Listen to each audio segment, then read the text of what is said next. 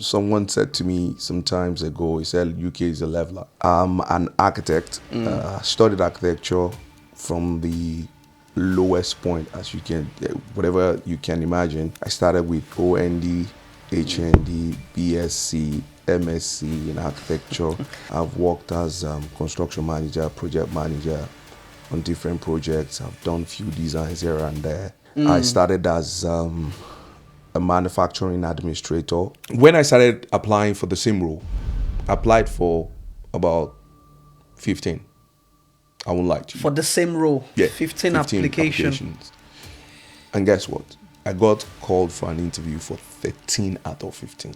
13 out of 15. So when I sat down, I understand the politics that is going on. We are not here to fight. I'm not contending with anybody, but it's just being smart. But the moment you want to contend, you want to fight, Oga, they will shoot you in the leg. Hi, good day, ladies and gentlemen. You're welcome back to QuestLab. It's an honor to host this section again, and I want to believe this section is going to be very transformative. And today's episode on my UK story is going to be very powerful, and I have with me someone who I've known for a long time, about 2-3 years now, and his life has been a big example. I mean, if we look at his life and we mirror his life down to what we do as an individual or as a young adult in the society, trust me, your life would be transformed. And today is an honor, a privilege, an opportunity to have this person on this section with us today. And it's no other person than my brother, my mentor, my leader. I call him my MD. I call him, there's a name I call him, and permit me to use that word. Yeah, I call him Agbalagba Man of God. He's no other person than Mr. Oluwasegun Abiodun. Thank you. It's good to have you on the show. So Thank how you are you very doing much. today? I'm fine. I'm good and well. Good to see you. Good to see. I mean, it's really a privilege. I need to be honest with you guys. It's a privilege for us to bring Mr. Shegun on this show. He's a very busy man. You know, people of value, people of substance. It's really hard for you to get some time out of them, just to bring them to space like this to bless people. But we are very privileged to have him as our guest today. Thank you for coming on the show. Thank you very so much.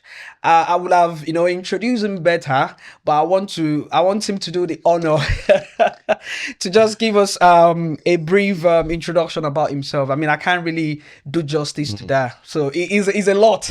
He's a lot. So I just want him to briefly introduce himself to us and the viewers watching.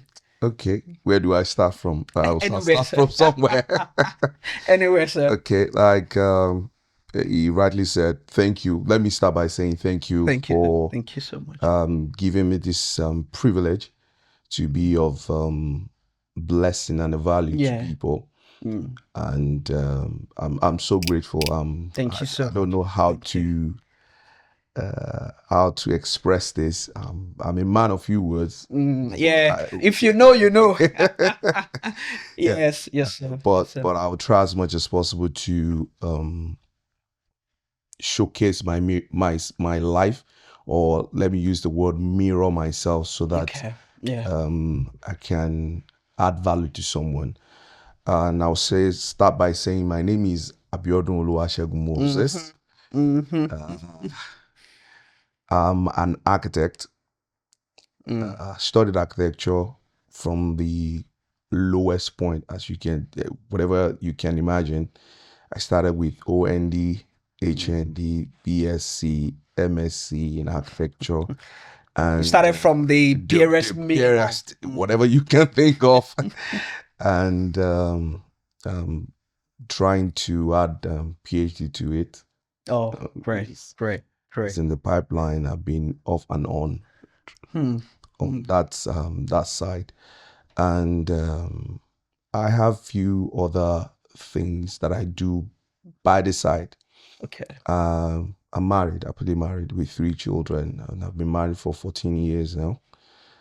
And I've in Nigeria, I've worked at different levels.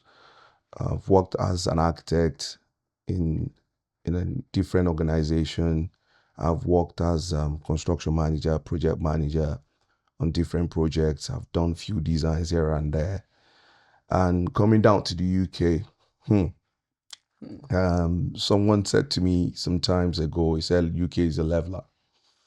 I started from I don't want to use the word the base. I started as a manufacturing administrator, and then with a private, will I use a private company? Yes, a privately owned organization. And I moved from there, worked for about close to 2 years, and I moved down to the council where we live at the moment, Hull City. I worked with the council for about 8 to 9 months, and then moved to the NHS. You see, guys, when I said I would really want him to do the honor all by himself to introduce, you see, I can't really go into details extensively to really describe how his journey has been. But thank you so much for that introduction. I believe some people are really, really expectant to really receive from you today and learn adequately from you. So this series that we are talking about is My UK Story, and we believe so much that you've lived in this country. You have a lot of experience ranging from career to relationship with people, to getting things done appropriately. And I believe in your wealth of experience, people are waiting to draw from it.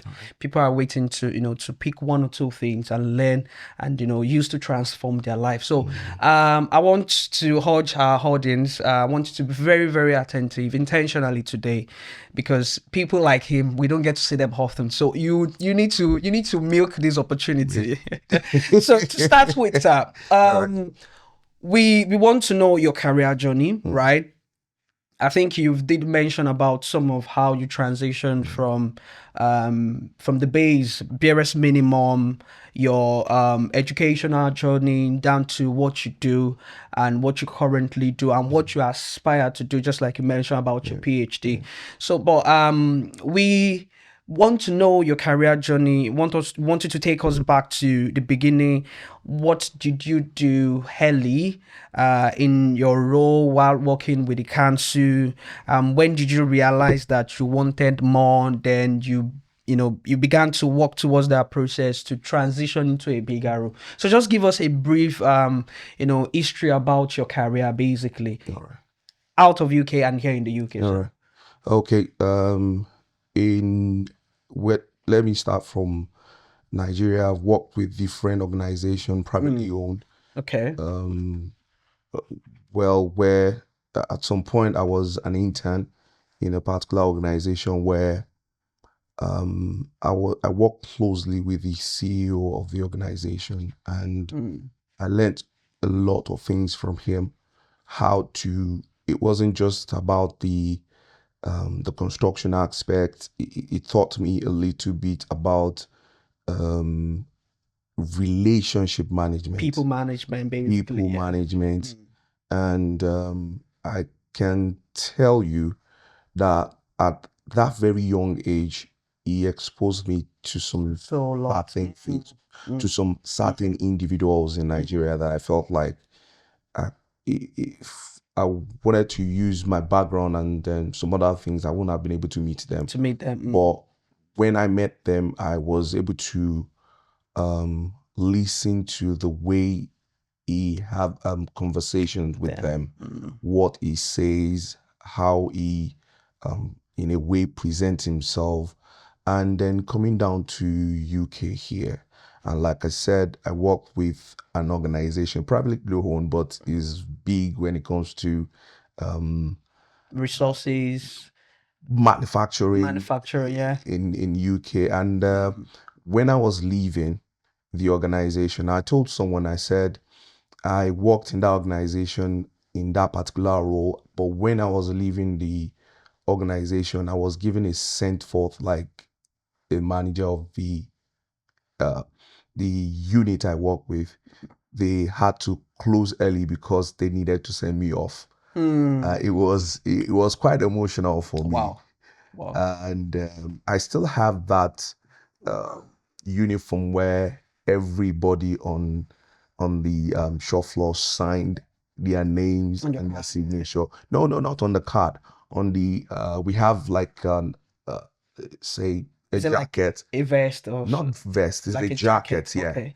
So everybody signed everywhere they can see. So I had to keep it, and there was a time we were cleaning the house, and my wife was like, "Let's throw away this thing." I said, "No, No, this is memory This is for me." treasure, yeah. So I treasured it. But before you proceed, I mean, for someone coming from Nigeria, Yeah. I mean, we understand some basic ideas to how people relate with each other in Nigeria, and we know how we celebrate ourselves when it comes to being resourceful, you know, at the place of work or at the place of duty.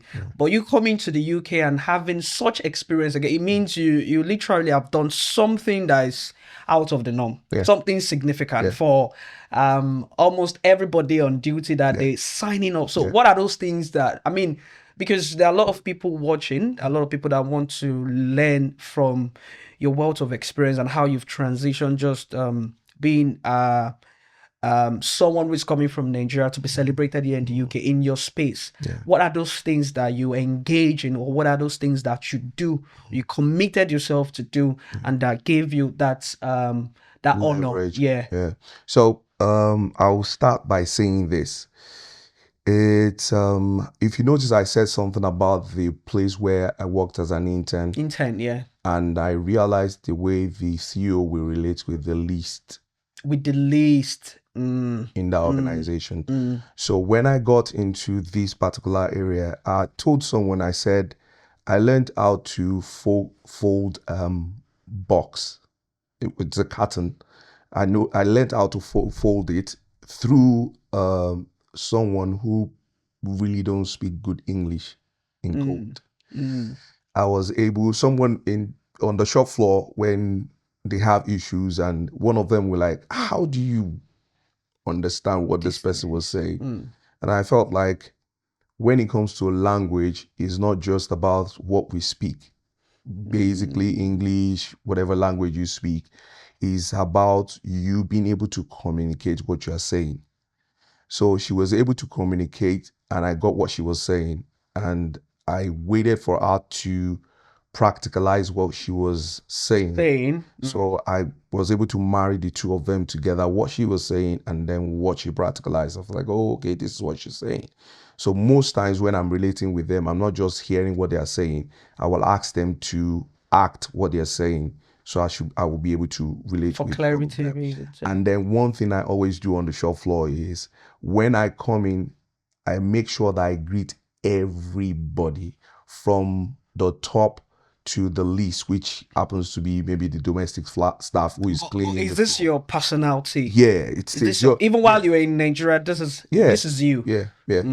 So I will do that every day on the shop floor. And then when I was leaving, one of them said, there is nobody who will greet me in the morning with a hug. So I'll make sure I have people who are like 60, 65 walking on the shop floor. And I'm not looking down on them to say, oh, this one is not educated, that one doesn't speak good English, and that blah, blah, like that. So by the time I left the organization, I moved down to the council. I worked with Hull City Council as an housing surveyor, which was basically I was exposed to vulnerable people. That's what we call them. People, children, adults, whatever the definition of vulnerability had to do. So I will go into their houses, ask them questions, and then based on the questions that I'm asking them, that is giving me an idea of how to redesign the space into what they need. And I think I was discussing with someone. I said I was able to solve some problems that were 6 years, 4 years old. 4 years old problem Problems that in the council. that when I solved one, some people from other departments started pushing things like, we have somebody who can help you solve this, and they kept sending names and then sending cases to me. I can still remember one of them that by the time I was done with their case, the family sent a card to the council, to my department, to say thank you. Oh. And that issue had been there for about 6 to 7 years. 6 to 7 years. 6 to 7 6 years. to 7 years. Yeah. So they sent me a box of chocolates. Personally. That's so good. And that's really good. What the family said was that we've never been treated like this before in 6 years. And when I read the entire case, when you're reading emails from the high and mighties, and I feel like, okay, will you be able to solve this problem? And do you know what just popped into my mind now? When we talk about the attributes of leadership, and how people, address this attribute, I think there's a downplay on, you being able to treat people appropriately. People really don't see that leadership attribute as a core, as a key thing. People don't believe communication is also one of the great attributes a leader should have. I mean, from what you just explained, it shows that you're not the only one doing the job. You're not just the only one to operate in that position. There are people that have been there before.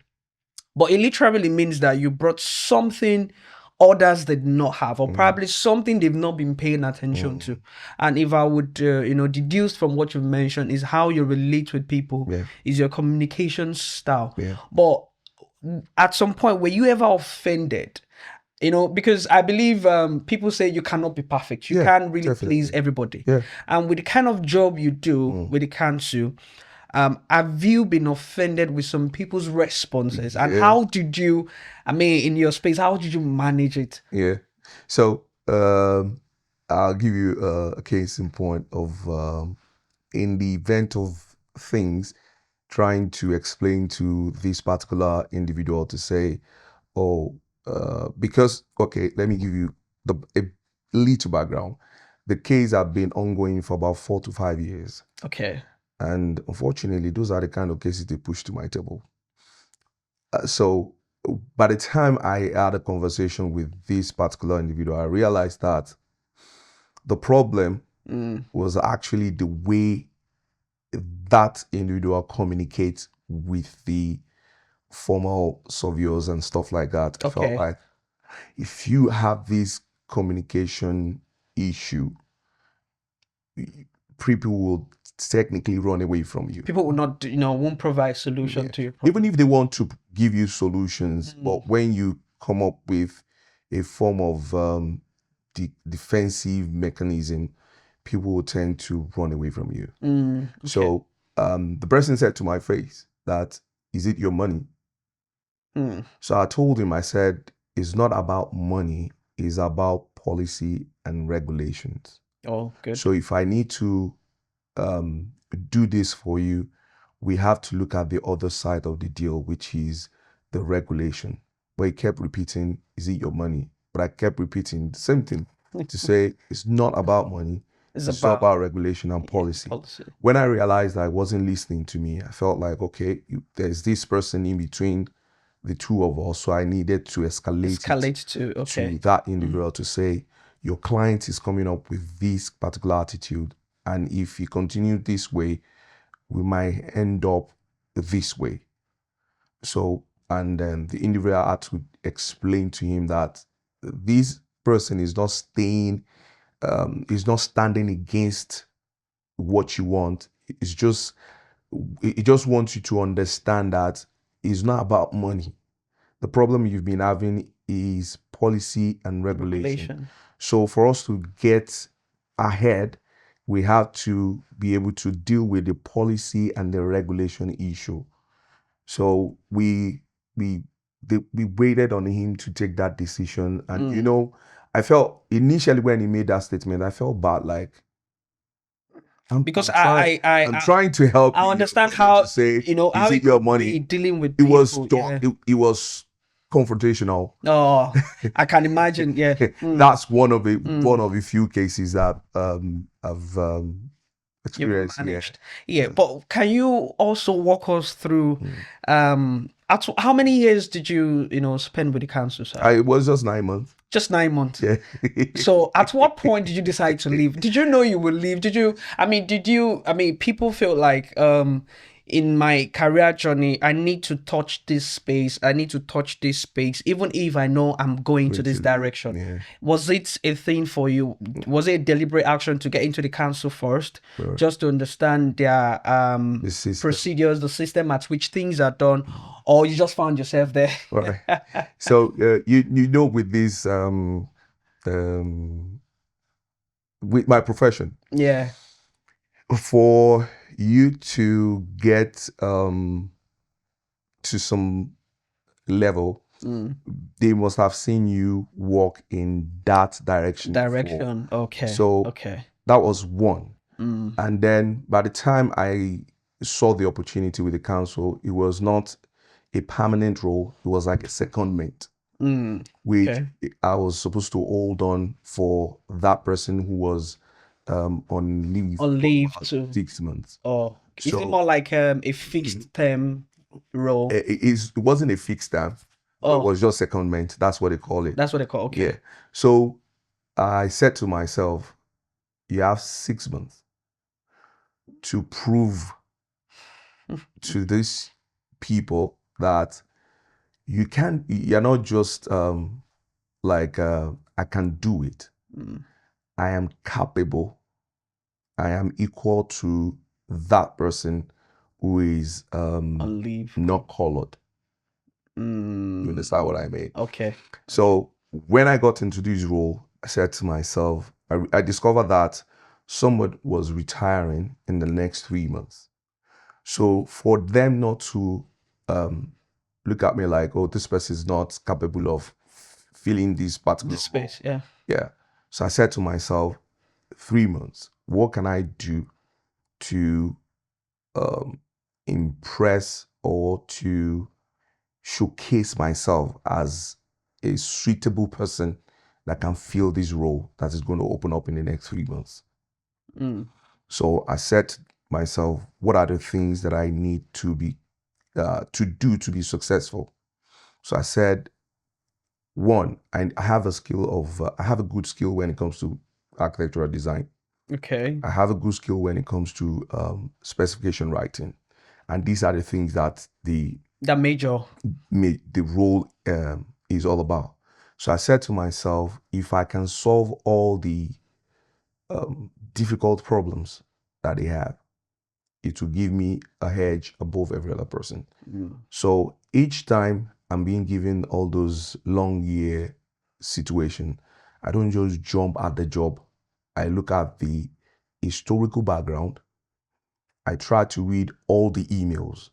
Sometimes you're reading 50 emails, 70 emails, which is conversation between people, and I'm reading in between the lines to say this is where the problem is. And I'm not going to solve the problem the way the other person has solved it. So I want to look at the loopholes and then jump at the job, and 2, 3, 4, 5. In fact, I will say this, that I worked 9 months, and my case management file was over 120. That's a lot. Over 120. That's a lot. And by the time I was done, I said to myself, no, you've tried. I think that was what gave you that assurance and the edge that it's time to So when I wanted to move to the present role I am currently doing with the NHS, it was because of I went to the council to say I need the visa sponsorship, and there were issues, and I felt like there are stories behind that also. Okay. I think I've shared with you sometimes. there were stories behind it also that I felt like, if you need to move to the next level, what are the set of skills that you need to have? In fact, that's taking us to the next conversation now, because many people, many immigrants currently, they are looking at career progression as a big deal, as something that is so difficult to achieve. With what you said, I can tell that there is boldness in the skill that you know and that you have. And aside from you knowing and having this skill, there is also an interpretation, communication to it that has given you a leverage to transition from what you were doing before into the NHS. So I want you to, just walk us through on your progression. Okay. Because what progression is currently in the UK is different from what progression is probably in another country. And there are some people that are listening, there are students who are on graduate visa trying to, transition into a proper role, probably in their desired role, but they don't know what to do. They don't know the boxes to tick. So I will want you to please just tell us what was your experience in that, career progression into NHS. And when you get into NHS, what are those, should I use the word culture shock? Because you are coming from city or city council into NHS, which look like the bigger umbrella. So what are those culture shock for you? Are there still same challenges that you had to deal with while working with council in the NHS as well? But we just want to know so that people can really learn from it. All right. Okay. I think we've talked about it before. But I'm just going to start. I'm going to start from the beginning. I'll start from the beginning. Yes, sir. So I realized that when I started looking for, I said to myself, okay, it's looking as if the council might not be able to do a bit of the visa sponsorship for me. So I need to start looking at roles above the level that I am, and then maybe look outside the system, other council, NHS, and the likes like that. So there was a particular day I was having a case management meeting with my line manager, and we were discussing a particular case. And suddenly she just switched from our conversation to say, "Oh, Segun, if you need to get a job in some certain roles, and then you need to go above yourself, there are some certain things you need to put in your CV and the way you apply." So I paused. I said, okay, we're talking about designs, we're talking about buildings, we're talking about redesigning people's houses. Why are you bringing on this conversation? But I calmly asked her, I said, what do you mean?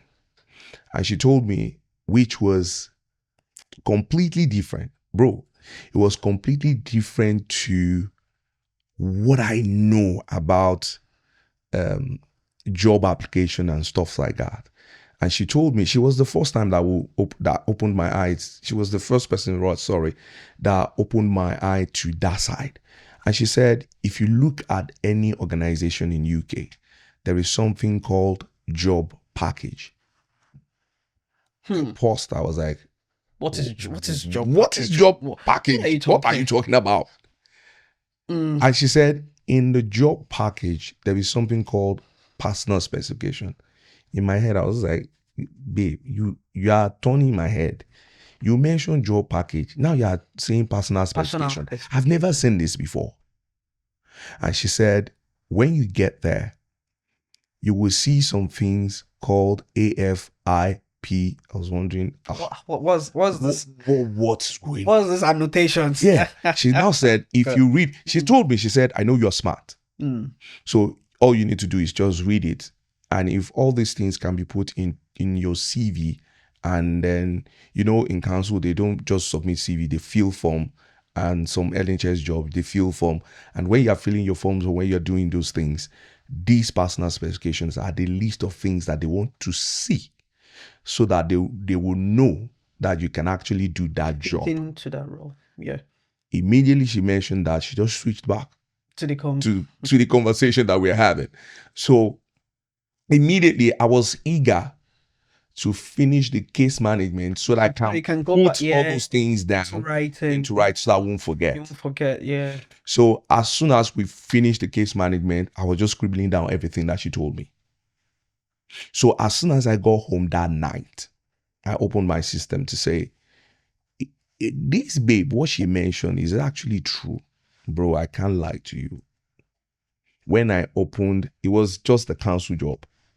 There was a role that opened up that would allow the council to give me sponsorship, which was just a role above, a grade above my grade. So when I saw it, I said, oh, I was going to do it, but let me do a test run. With the conversation you had with us, I had with her. So I did a test run with my wife. So I looked at a particular role in a particular bank and I applied. You know what I did? I said, okay, if I put in an application for a role that is going to expire in the next 3 weeks, I will not prove this thing is on time. So I looked for a role that was going to expire that was going to go out in 2 or 3 days. So I opened that thing. I saw the package, the job package that she mentioned for the first time. I opened it. I saw the personal specification. For the first time, I saw in the personal specification AFI at some point, and some point they put P. So when I checked the meaning of those acronyms, I saw application form, interview, and then presentation. Bro, I first paused. I relaxed my seat. I was just like, what is this? So this explains the reason why sometimes when we put in application and we get unfortunate. Are you guys listening? It's not because they want to look, they look at your color or they look at your name and we are not suitable for the role. It's just that by the time I checked those personal specifications as against those things that they always put at the beginning of the job stuff, I realized that if I copy this thing, and if it's that front page from the job application that I just used, that explains the reason why I'm getting unfortunately. So on a 95% scale, I'll still explain some certain things, because on my present role, I was opportune to be part of a discussion of a particular role that we wanted to get someone into in my office, and I discovered that somebody applied and the person had a qualification that is higher than the role that we want to. Yes, the person was shortlisted, but this is NHS. Yeah. So when the entire thing got to our table and then we were discussing it and they mentioned it wasn't that the person was a person of color, but the person was overqualified for the job. So do you mean if you are overqualified for some certain role, you still don't get the job? Yeah. So how do people who are overqualified, or wait, how do you even know you are overqualified? I will explain to you now. So when this role that I'm presently running with NHS, all right, I'll start this way. After doing the stuff for my wife, I realized that it clicked. It worked. She said. You got an interview offer. She got an interview offer. I mean, yeah, she got an interview offer. Yeah. A role that will expire in 3 days. Yeah. And you did that. She got an interview offer. Wow. So I felt like this is a fluke.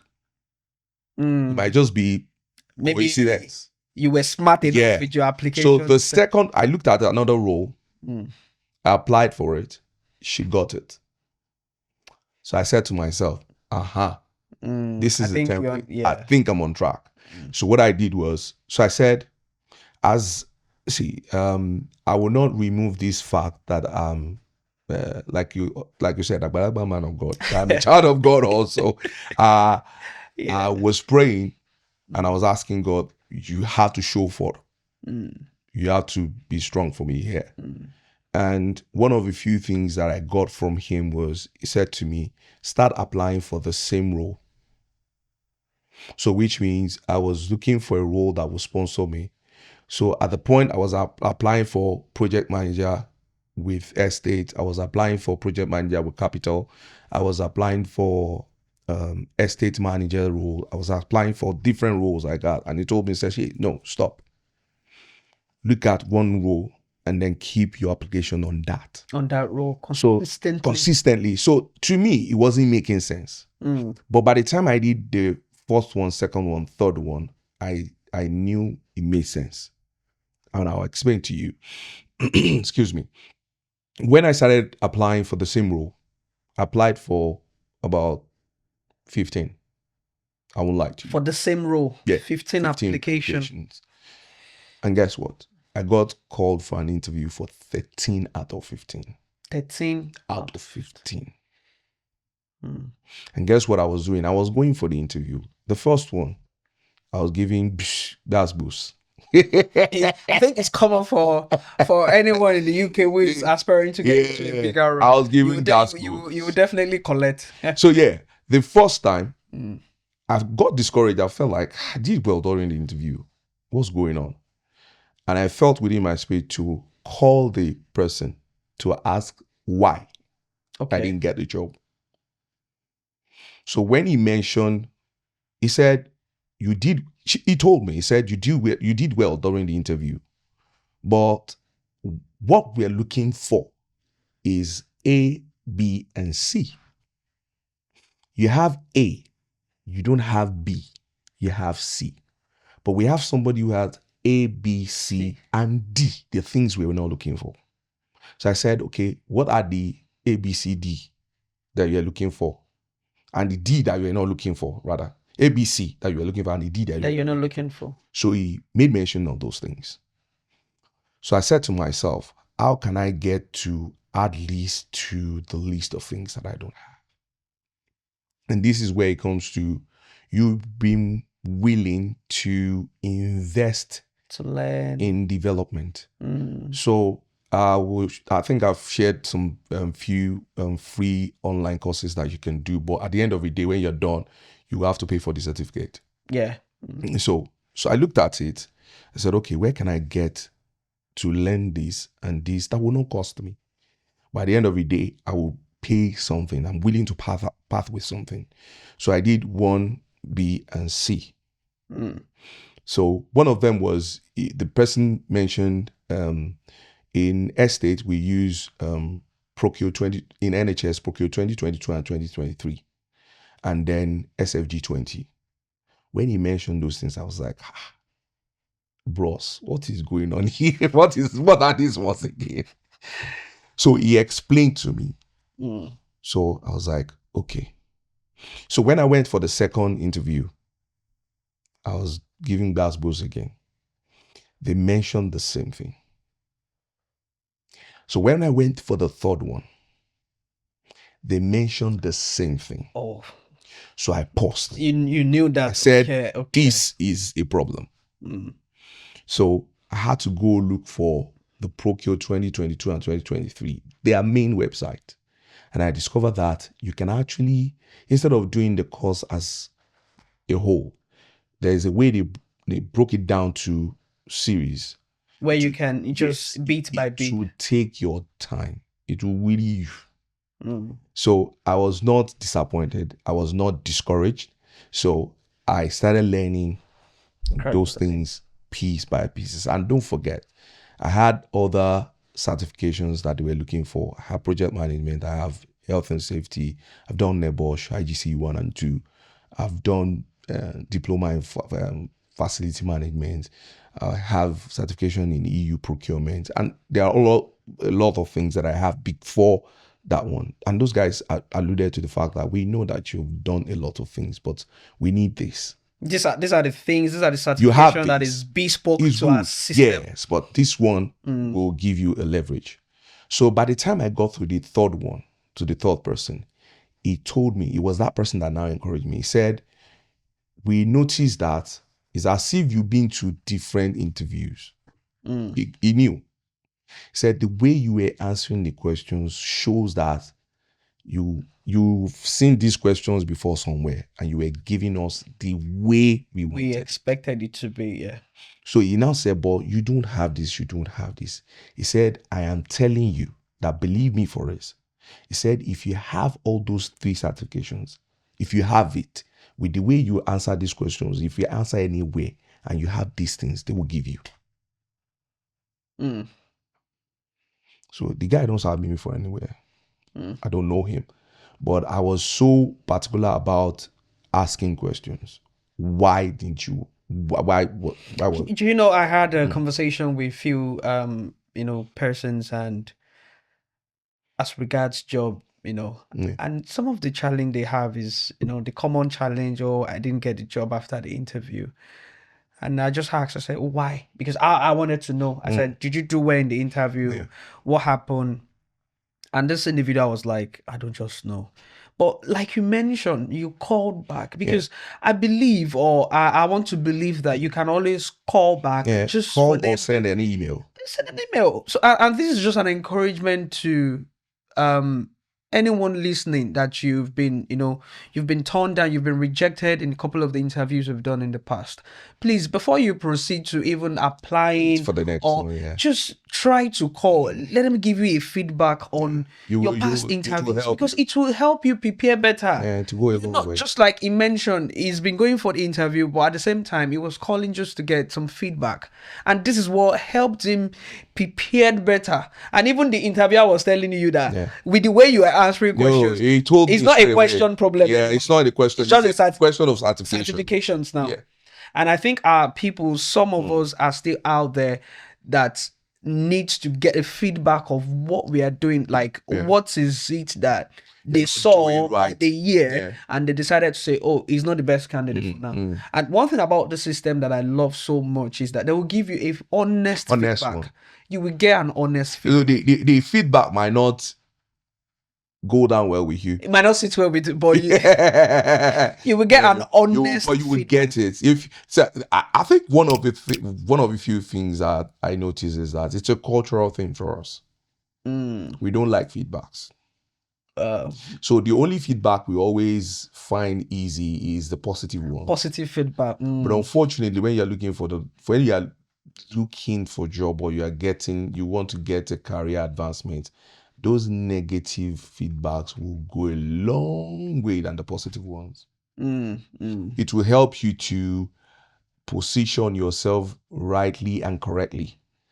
But so by the time the guy told me that, so I now went to SFG20, and I realized that I felt like I can't afford this, because it will cost me about £2,005 to do the certification, and then it will take a long time. I think it's about 12 months. But I felt like, so if I sit down and do, and this is one thing that we need to understand also. There are so many acts to the system where we are at the moment. And then I will say it this way: all the CPD that we see, you know what I mean now, when you say some courses you need CPD, and then all the webinars, they go a long way in helping you when you put them on your CVs. It looks as if maybe it's just a 1 hour thing that you just watch, and then they say you get the CPD, and then blah blah blah. It's important. It's important. So when I got to the SFG, they now told me that every 2 weeks they do webinars on different topics, different things. So I sat down. I said, it won't kill me now. 45 minutes. I watched the webinar, and guess what? I was pushing it on my CV to say, I've done a webinar on this. You participated. I was there, and this one, and then I was at some point I was sending messages to them that, can I get a certificate of attendance to show for this? And some of them were willing. So I was adding all these things. I believe someone is really jotting, you're putting in things, I mean, just to show you that it's possible with you, if it's possible with him. So I did about 4 webinars on areas that are important to do what I was applying for. So I make sure that I put all those things on my CV. I went to SFG20. I was doing all those short courses in that. I did in SFG20 alone, I did about 12 courses, and they gave me the certifications. the certificate of completion, for all the 12 that accumulate to SFG 22, and then about 10 for Procure 22 and Procure 23. 10 for Procure 23, 12 for Procure 22. And I put all those things on my CV that I have it, I've done it.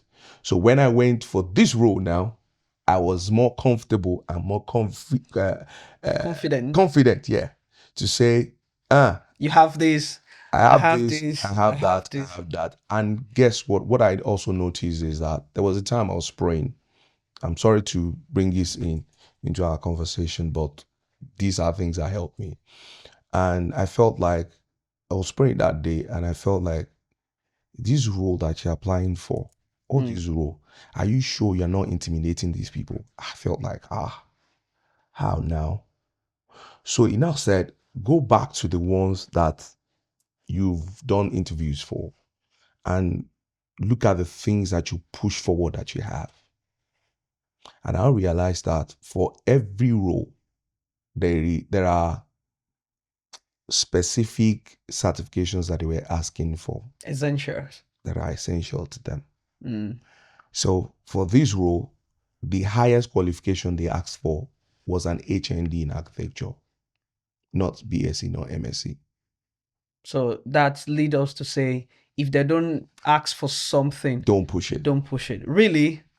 There are some conversations that we see online on Twitter when people be having a career conversation and people say, submit everything that you have. Not in UK. In Nigeria, you can't do that. So you mean in the UK, the NHS system here, don't do it. You don't submit just because you have all of this document or all of this certificate. Don't do it. You submit what is essential to the application. I'll give you an instance. Okay.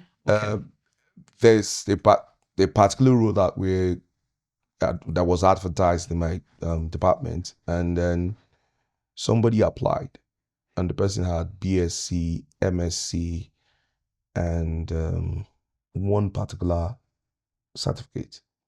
So when the person put it in, unfortunately, when I saw the person's name, I felt like, this might be a good one, so that at least I can have somebody like me, like the system in that entire department. I felt like, that'd be a good one. But when they push everything that the person had, I sat down and I was looking. When you're in a conversation and you're looking at a particular hole to bring it in, like, let's call the person for the interview. And bro, right there, we all unanimously agreed that for this role, this person is overqualified. One. That's one. Two, if we give this person this role, what he's saying to us is that in the next 1 year, we will have to advertise for this same role again, because the person will not be contented with that role. It's not that we don't want career progression, but it's just that this person in the next 1 year will look for something better. Yes, there's every tendency that this person will want. So you're saying this person is a medical doctor. Because of situation and circumstances, the person is applying for the role of senior carer. No, the person is applying for the role of the team lead administrator. Okay. Then there's everything that said that. So the person might get called for an interview, but we know that this person won't get this job, because we know that in the next 6 to 7 to 8 months, this person will look for a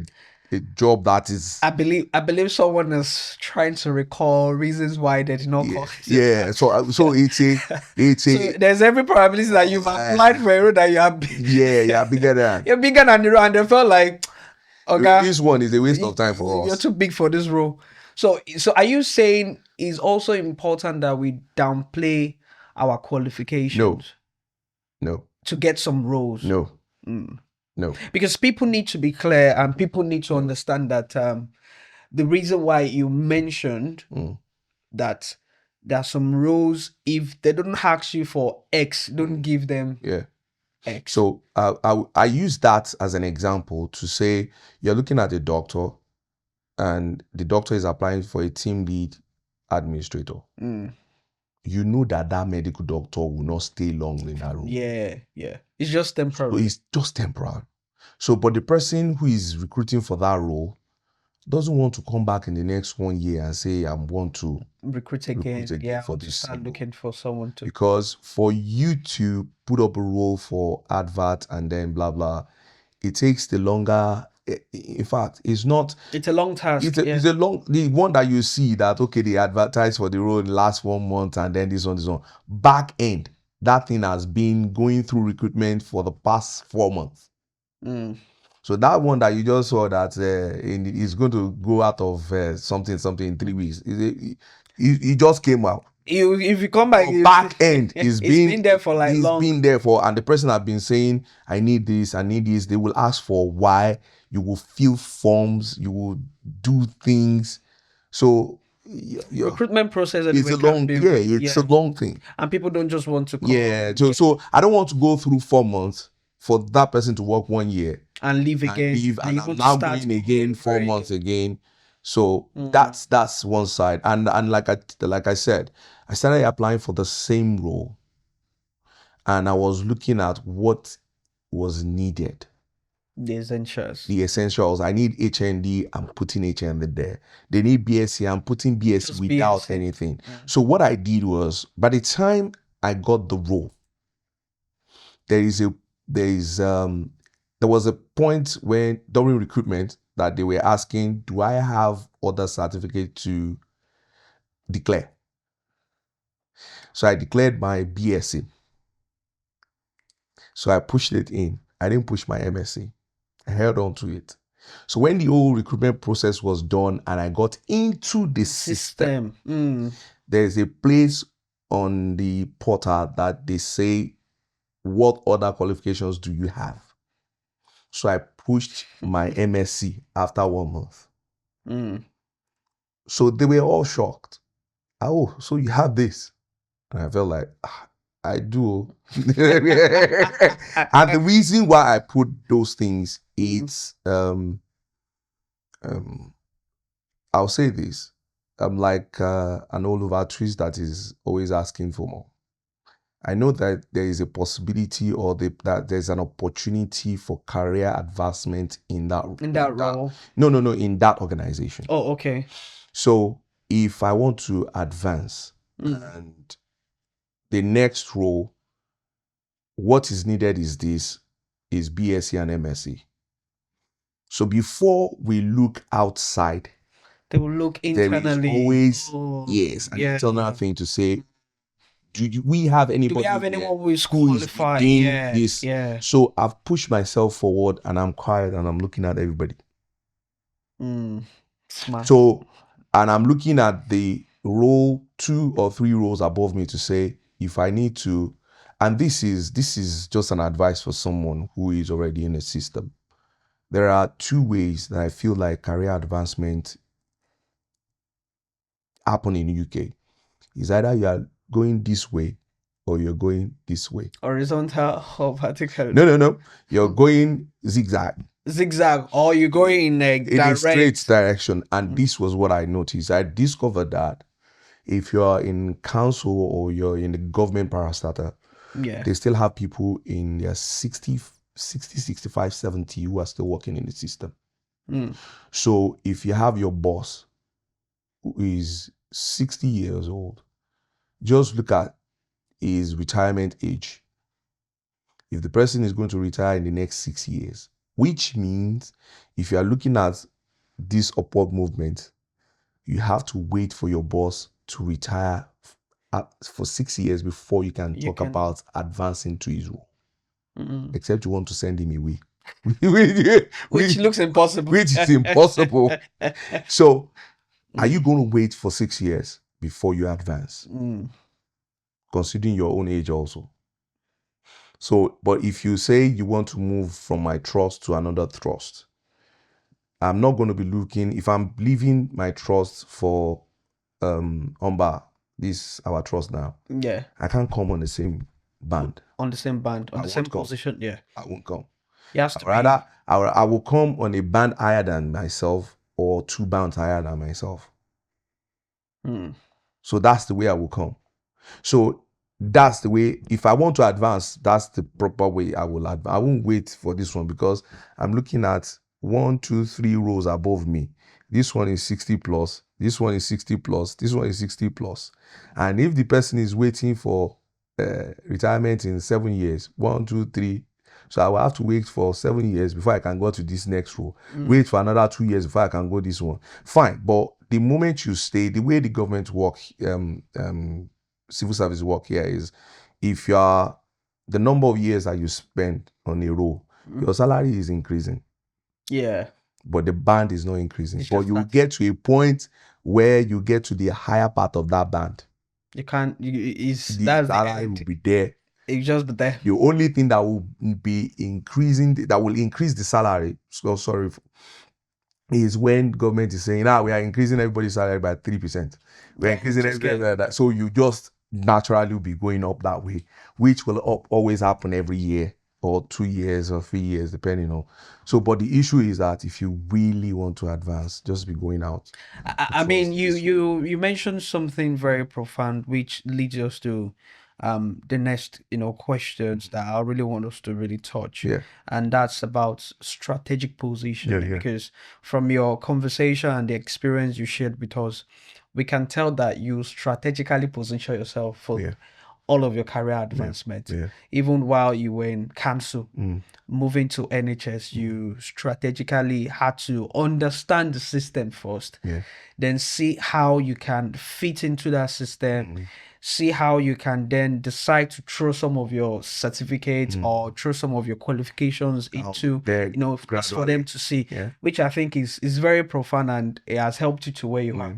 But what would your advice for people watching who are also in a space, but it's just been difficult for them to move? They've written some certifications, they've tried to apply for bigger roles, but it looks like it's not working.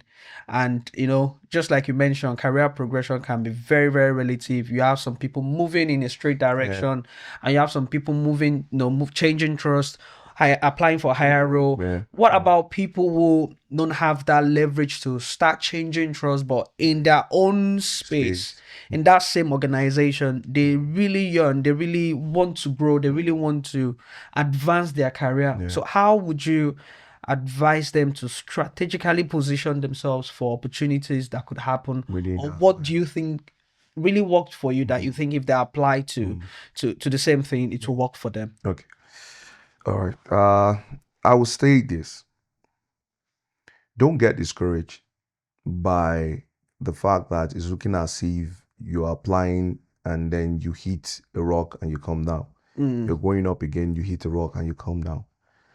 And you feel like, this thing is actually not for me.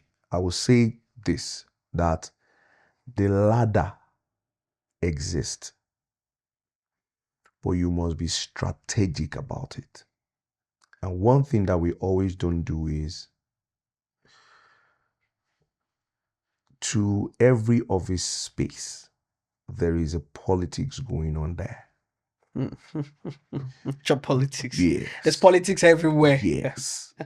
Yes. There is a politics there is politics going on. And you must be able to politic well, or play your politics, not being dirty, but being strategic about what you're doing. Being dirty is that you're trying to pull somebody down so that you can climb.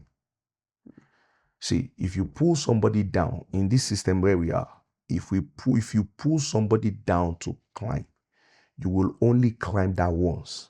And that's it. And that's all. So for you to climb to the next level, they will be looking at you. They will strategically position you in such a way that if you take any move, you are inside a ditch. And you'll be there. Sorry, can I quickly share this with you? Because as a brand that we have, we've also handled some disciplinary cases of Yeah. people, and this, reminds me of a lady that, seek her assistance, seek her support into a disciplinary case that she Mm. was facing. And I can relate that case to a case of someone who is willing to advance Mm. in her job. She used to be a carer, but there was this opportunity for her to be a senior carer, and she did apply it, and luckily for her, she was given that role, but it was like a role to to destruction, because it then looks like, according to a statement, I mean, what she shared with me, she said from that moment she took up that role, Yeah. there've been a lot of chaos. So Victimization. it looks like she's challenging other people who are in that space. It looks like she has come to override every other people who have been longing for that position.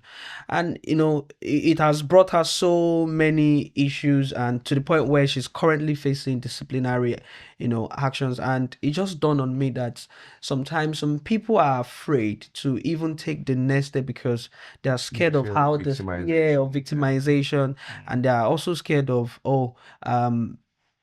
for my color, taking up positions like this looks very, very dangerous, in as much as we want to do that. So I just wanted to also, elaborate on that perspective of people who have seen other people try to advance in their career, and they got shot. And they're like, not anymore.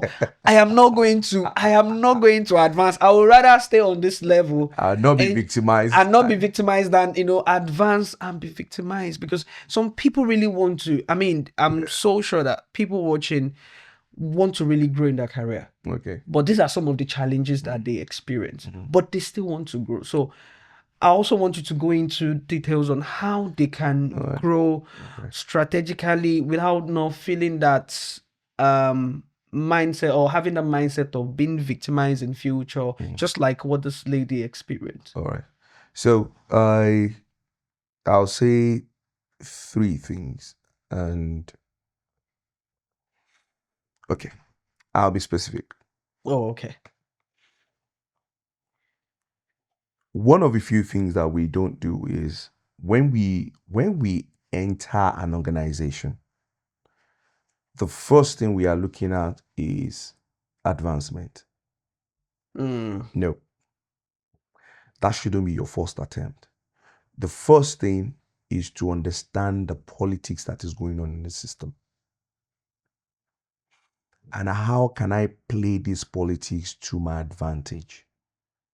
So are you saying there's politics Everywhere. in every Anywhere space? you want to, any space you go to. Wow. That's one. 2, we always think that there is friendship at work. That is that's a very controversial. We always think oh yeah. But some people find soulmate at work. I'm not disputing, see, bro. I'm not disputing that fact. But when we get into an organization, there's a primary assignment. So you are not here and you are not saying too much. There is nothing wrong in playing a dummy as if you don't understand what is going on. Whereas you're looking at things. You're looking at what is going on. There are times, I will give you this instance. They asked me at work that, oh, there's this training that blah, blah, blah, blah, that we need you to do. So when I realized that the person they paired me with on that training, I turned it down. They paired you with someone, then you turned. I turned it down. It wasn't that I don't need that training, One, it wasn't essential for my role. But they want to put me there so that I will oversee some things. But you now paired me with not somebody on my band. You paired me with somebody on 2 bands ahead of me. Ahead of you. Yes. You now paired us with somebody else who is a band higher than this other person. And now I said to myself, what kind of play is this? it's not play. Okay. What kind of rough play is this one? I looked at it. I smiled. They wanted me to feel, yes, they wanted me to feel the form. I said to myself, lie. So they kept asking, I'll feel it. In my heart, I know, say I don't go feel it. It looks big. It looks like it's not big. It's not big. This looks like a setup. That's what I'm saying. It's like 2 band higher than I have. Then another person that is a band higher. So I said to myself, lie. I turned it down. They brought another one. I turned it down. So, but when as they were bringing it and they were turning it down, I was looking within the trust to say, what courses can I do that can put me in the same level with this person? But this person is not going to be part of the people that will run this course.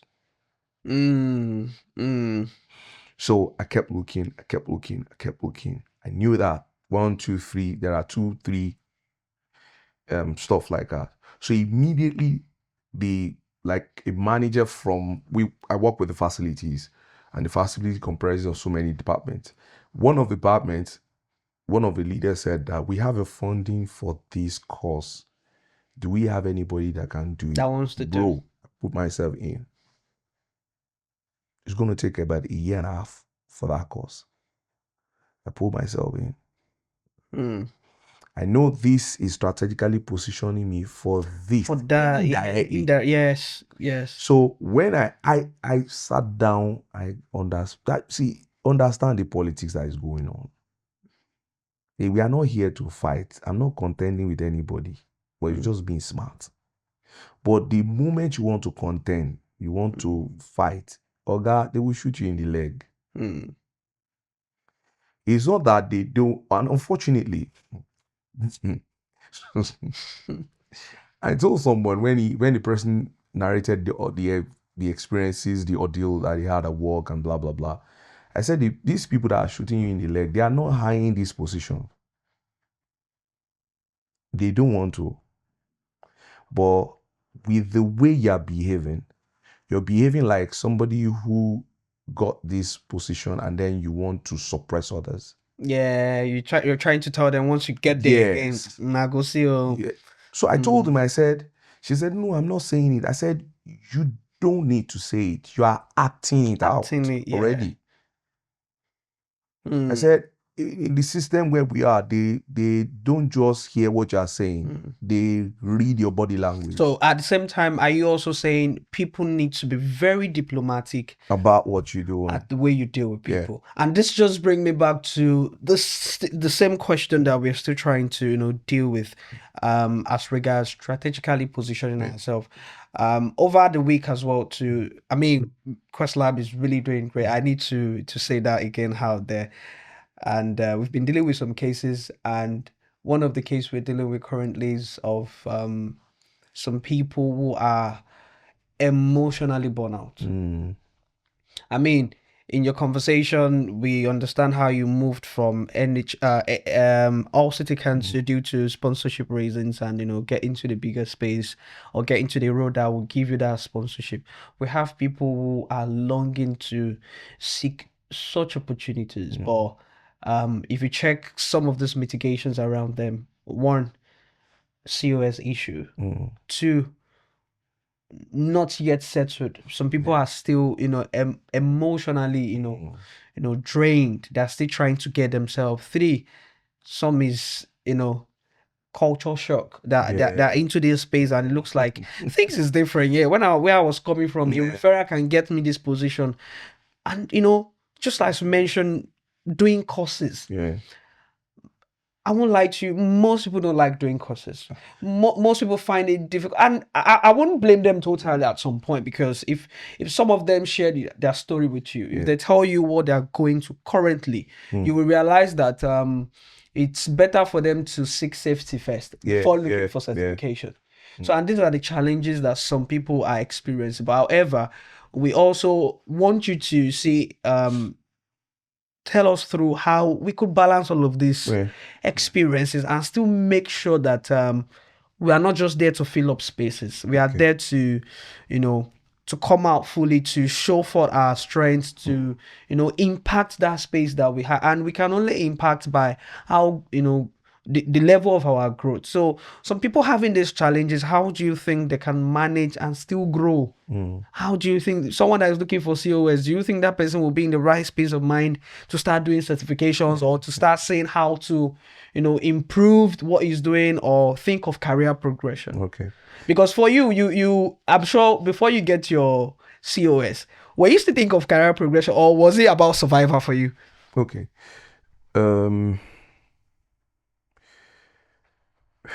I would say survivor. I would use the word survivor. Okay. I will use the word, I was just deliberate. Determination. No, I was deliberate. Deliberate. Okay. I was deliberate, and I knew what I wanted. I was not, okay, I'll give you an analogy. There was this short video that I was watching in the course of a week, and I sat down and I said to myself, at a point, this looked like me, because there was this child, maybe 3-year-old, picked a chicken. He was riding a bicycle, not tricycle. When he's coming down from the bicycle, you have to put the bicycle down. Yes. Because the bicycle doesn't have a stand. So he wanted to put the chicken on the seat of the bicycle, and the bicycle was already on the floor. So it was difficult for him to put the chicken on the seat and then stand the bicycle at the same time. He tried it 3-4 times. On the fourth one, the end stood on the seat, and he was trying to balance, and then both of them. It was a short video. I don't know who showed that video, but at the end of that thing, somebody said something. He said, "Do you know the reason why this child was able to do this? It was because there was nobody there to say it was impossible." So when I got here, I said to myself, with all sense of humility, and this is not pride, I said to myself, there are things I will not do. There are things I don't want to do.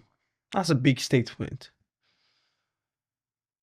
So no matter how much situation around me, circumstances around me are saying, you have to do it, you don't have a choice, I kept doing it. Say, I am not going to turn. When some other people got sponsorship in some field, and I felt like, should I go there? And I kept reminding myself, say, guy, you will not go there, say. And I was counting down 1 year, 1 year. That's a big step. That's a bold step. 10 months left. But I made one thing I made sure was, and when we all got here, the first language that we heard was, oh, this is UK, where what you have in Nigeria does not work here. Does not equate with what is needed here. I am saying this with all boldness, that it's a lie. I have seen people, and I have people who have gotten job with their experiences in Nigeria here in the UK. So what would be that one thing in one word that you think helped these people through, or what worked for them? Yeah, was to say whatever it takes to equate. See, I told someone, I said, one thing that we don't look out for is the borrowed skills. Fine, the way they do things here is different. But when I've been involved in looking at recruitment in my office. Sometimes what we look out for or what we consider is not the qualification sometimes. Yes, you must have it. But what are the things that are like a borrowed skills from where you are coming from? Because what you're saying is somebody is moving from council to NHS. They are two different things, two different areas.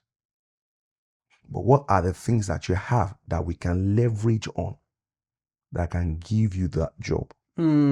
Yeah. So yeah. once you have those things that they can leverage on, they will open Automatically up the door. give you. They will open up the door. I can put this to you statistically that 60 or let's say 70% of immigrants here actually had to do what they never planned to do. Yes, I understand. Just to get settled. Yes, I understand.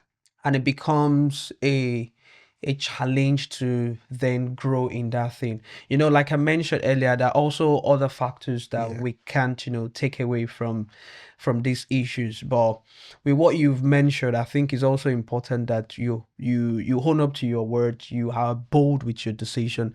Just as Mr. Shego mentioned that he told himself that. But it's a, like I mentioned, it's a big statement. People, I have people who are currently on 2 months left on their visa, and these are people who are working in an office space, in an official space, and they start thinking, or they've started thinking of, I think I have to change. Do this, I think I have to change because there's no working yet, and I have just 2 months. And these are people who are very strong. They're very bold with what they've been saying. I mean, someone saying, "I wouldn't leave this, this experience. This is what I want to do," but it's not just happening based on some factors that we can start dealing with. And they just have 2 months left. And the thing, or what we give them that sponsorship, or what we give them that settlement, is in what they've said they won't do. So it leaves that person to a disposition of compromising, or So that was why I said earlier that when I started applying, I was launching out my application in different directions, and I realized that it wasn't making any sense. So I started applying for the same role over and over again. And there is a culture of feedback in this country. Whether you send an email, sometimes when you send an email, because they have plenty people that they want to answer to, they might not respond to your email. But when you call, the person will pick up a call and say, "Oh, this is so person," and then don't let it be after 2 weeks. Let it that same day when the person is saying. Sometimes when the person is saying, calling you to say, unfortunately, we might not be able to give you the job. Just in that right. Don't feel discouraged. Right there, ask the person, why? What happened? What happened? What didn't I do well? And sometimes they will be diplomatic about it. Just say, tell them, please be honest with me. They will come all out. So for people. So what I did, sorry to cut you. Yeah. So what I did, and then I had to understand how we applied for things here. Like I said to you that the what's it called now? The personal specification, the person specification. Yeah. I needed to have an understanding of that. And in fact, when I was discussing with somebody outside hall, the person alluded to it because the person lectures with a college. He said to me, what you just mentioned now is what they teach an average college student here. What they teach them? Yes, how to apply for jobs. He said when I mentioned that thing, that she was in a class when somebody was teaching that particular thing. She said, Jesus.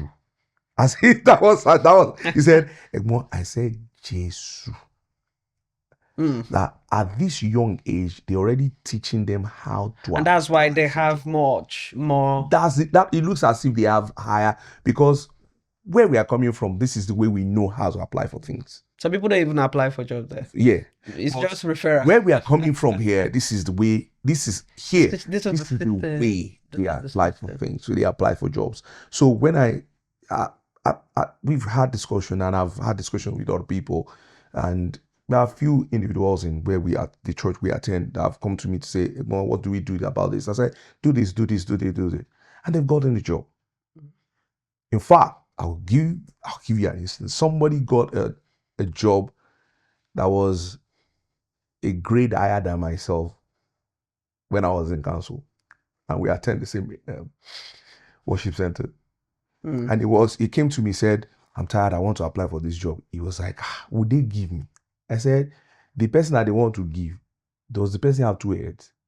He said, no. How many heads do you have? 1. That one got 1. He said, let's give it a try. I think I need to also say this. Mr. Shego has been a very, very, very useful tool for so many people, in getting their desired job. I need to say this. Don't worry, we are planning on a career clinic here in the city of Hull, and he's our lead speaker. He's part of the lead speaker. I need to say this. And I'm bringing him, I'm putting him on the hot spot, so you know that, yes, he's the lead speaker for that, that section. We'll be having a career clinic here in the city of Hull, where we bring in people that matters, people who have seen the sphere of the system, people who understand the nitty-gritties, everything that you need to know to get to your desired job, for you to move on to a bigger space in your career. And I think it will be a great opportunity for people watching and everyone in that city or in that community to come around to learn. But I just have a few more questions. I think 2 questions to ask you, sir. And the first question would be, for people who want to move from Hull City Council or from wherever council, they work in, probably in other cities, and they're trying to, go into the NHS system, what are those 3 practical steps that you advise such individual to do or to know? Okay. I always treat application as if it's my office work. Assignment. It's an assignment. I'm not in a hurry. And everybody that I've met before and that I've given few advice and they've gotten offers, I always tell them that don't be mentally lazy. Don't be mentally lazy. Be willing to do a thorough job when you're applying. Sit down with the person's specification, and when you open it, when you see something like AF, which means on that particular thing, they want to see you, excuse me, they want to see it on your application form. And anywhere you see the I, which means during interview, they will ask you a question from that particular category. Yeah. So when you see AF, it must be seen on your application. These are set of qualities. That's why they call it person specification. It's personal to your application. These are the set of skills that is required have before you can do the job description. So when you're applying, it's not the job description that matters, it's that person's specification. It's not even the job description they are looking out for. So the job description is, that is what you are coming here to do. So we don't want to see it on your application form. Don't repeat the same thing. So we want to see the skill that you have that fit into, that will tell us that you have the ability to do the job description. So when you look at the application, go and look, see there's a job package. It's always by the side of when you face your system, it's by the right bottom corner. You will see either job description there. They will some people put it inside the job description. So you have to go down to see where the person specification is. Those are the skills that you must have before you can do the job description. So and because this is a system where you know what ATS is now, the software. Yeah. So when the software, when you put in your application form, it will filter it. Is the ATS that will first shortlist you. So when they run your application form through the ATS, let's say they set the ATS at 85%, which means all those person set specification, all those points you must have that 85% in your application before the ATS can say we are shortlisting. So if you don't have, it won't shortlist. It won't pick your. So now, when you're now saying this is the role, the person is saying I want to interview 20 people, but unfortunately ATS has shortlisted 35 people. You know they will have to streamline it to 20. That's when they send it to the person that is recruiting. Okay, can you look at this set of people? How many people do you want to pick based on their? That was why they sent those ones to us in the office to say, okay, look at these ones now. That was where I saw the somebody with so specific. That's like, this person is overqualified. This person cannot come here. So sure you understand? Yeah. So you understand what I'm saying? So yes. So if you have those person specification in your application, there is every possibility that the ATS will shortlist you. So if you are lucky enough to say out of 20 people, out of 15 people that applied, they are looking for 10 people to interview, and you are part of the 10 people, they will just interview you without the what's it called now?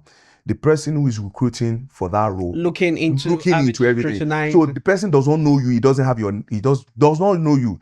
It's the HR and the recruitment team that will shortlist you and say these are the set of people that you are conducting interview for. But when more people now come in, that's when the recruitment manager will now say, "Oh, okay, I want this one, I want that one, I want this one." It has a choice. At that time, if they don't have, you don't have a choice. You just shortlist everybody. So you have to put all these things into perspective.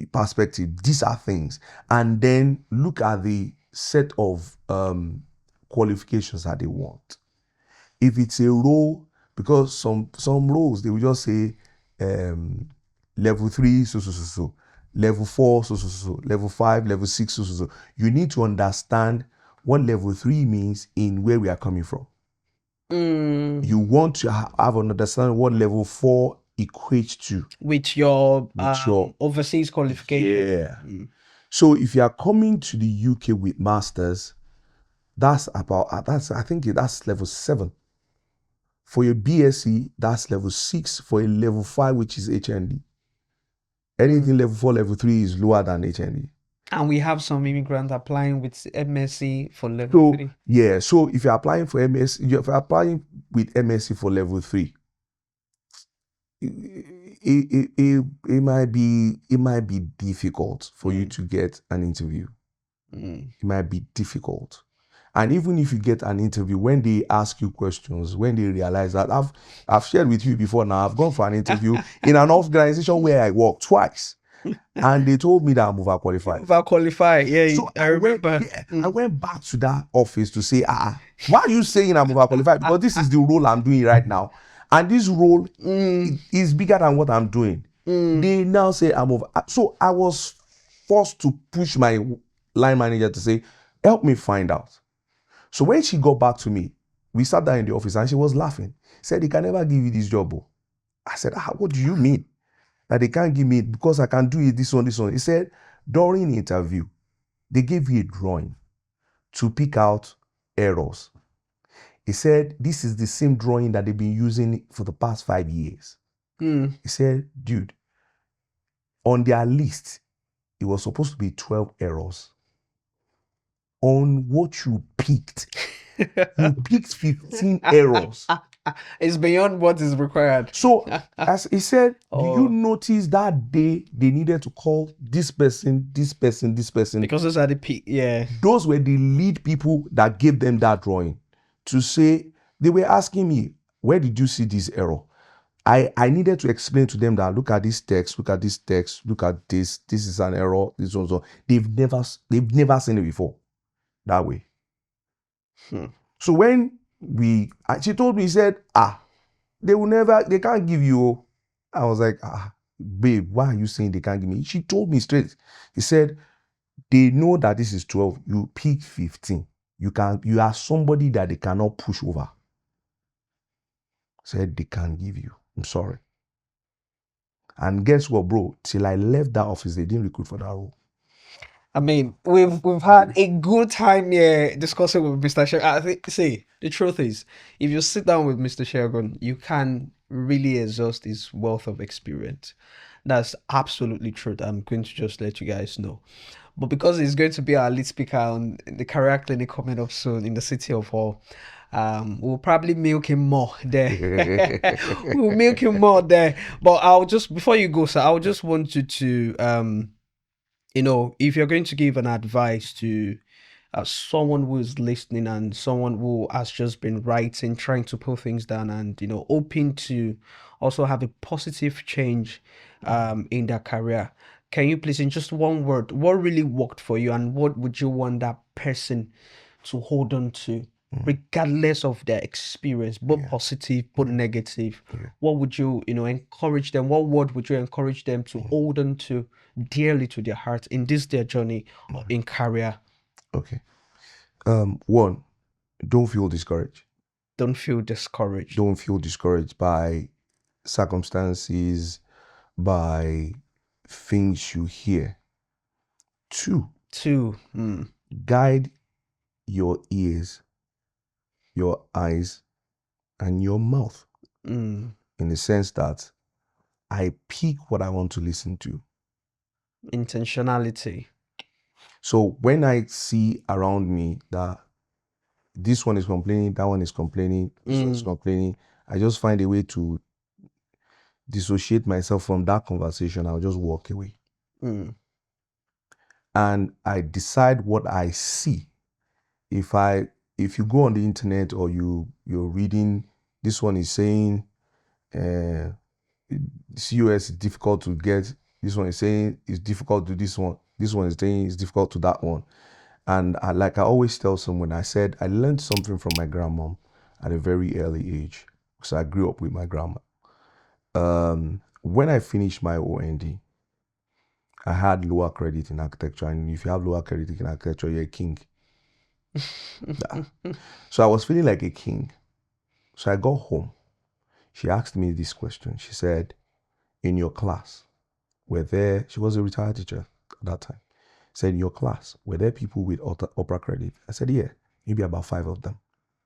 She said, was there anybody that had distinction? I said, just one person. I was feeling high. Just one person now. She asked me that. It was a sincere and honest question.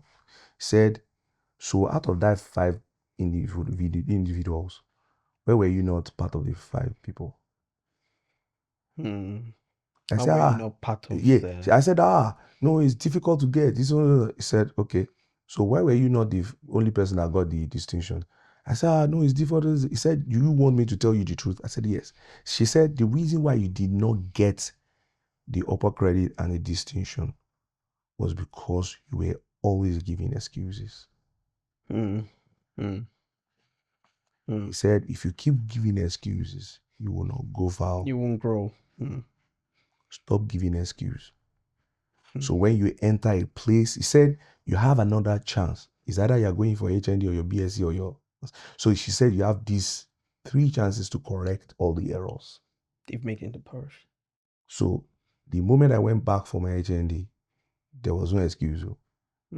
It's either distinction or not. There was a clear footprint. There was a clear understanding. So that's the same approach I give to life. That there is no excuse. So if it is one person that will get the job, it must be me. So it's not just you having it in your mind to say it must be me, but you must be willing to do the work. Put in the work. That equates you getting that. Yes. So, and that is where the application is, the qualification is, and then above all, I will not overrule this. I am a child of God. Essential. Born again. So what I do most times is I will pray and say, show me. Help me. I don't know the heart of the next person. I will call that a spirit advantage. I don't know the heart of the next person sitting beside me, but you understand. I need you to help me. And he has always been helpful. And so with the person specification advantage, with you being diligent advantage, you not giving up advantage, and then the God advantage must be there. So when you have all these advantage on your side, you should know that things, and then you see, sometimes when people say God advantage, they're always wanting to, when you pray, you will say, the job is next door, go and take it there. Or you go and you must apply and then you get it, whether you are qualified or not. But what God will do is that He will open your eyes to see the errors that you are making and how to correct it. And then from there, you are moving to the next stage.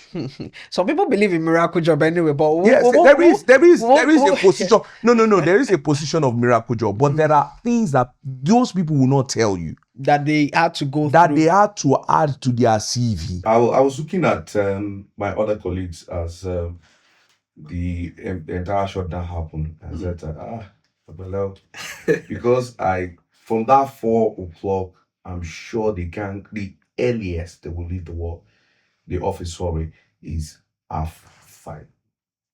With just that incident. I'm sure the earliest will be 5:30 there. So that's why you said no. You won't want to. No. Okay, and that brings us to the end of this conversation. And honestly, I've mentioned this and I'm going to reiterate again. We can't take everything off Mr. Shegun. It's a lot. It's a years of experience. We can't, take it out in the space of 1 hour, 30 minutes. It's impossible. But please, what I would encourage you to do is look out for our career clinic what's it called, publicity promotions that are coming out soon. We want you to register, pay attention to all of the informations that will be passed across as regards that clinic so that you can be there physically. We'll have enough time to ask this man all of the questions, all of the principles, all of the method that he's been using to get into this position that he is, so we can be a blessing. So I want to say a very big thank you for honoring our program.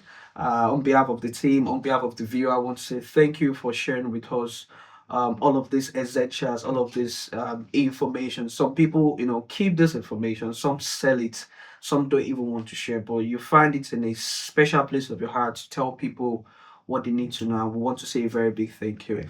And this is also to the viewers. Please don't hesitate to follow QuestLab on all platforms. Like, share, and comment. You can ask your questions, anything that you think you need to know or you need to have access to. Please feel free to drop it in the comment section. And also, it's important to also say that QuestLab has a job application package that we've compiled together. Also, interview prep guides that could help you. You could leverage on them to get into your job, your job role, the desired role that you want. And I believe these have been helping people, so your case won't be different. So if you need application job packages, support, or you need interview prep guides or some information as regards you getting to the NHS or the council, please feel free to send us a DM or send us an email. We will get them across to you effortlessly.